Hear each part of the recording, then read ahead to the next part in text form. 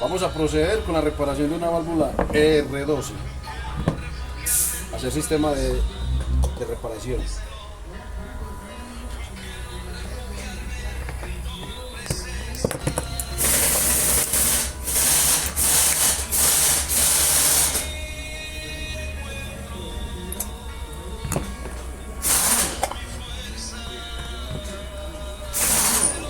Primero se organiza el cheque, se mete el cheque con su expander. Esto es un protector de cheque.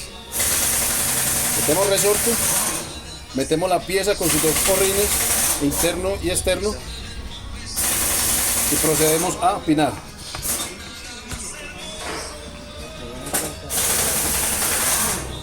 Teniendo en cuenta echarle lubricación, o sea la grasa.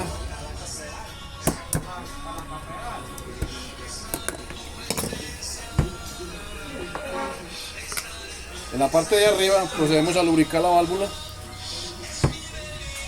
En esta parte va a haber unos rin con lubricación y metemos. Nos tiene que regresar. Luego ponemos la tapa con su otro forrín en la parte de afuera, que es la que le da el sellado a la pisada. Y ponemos tornillos.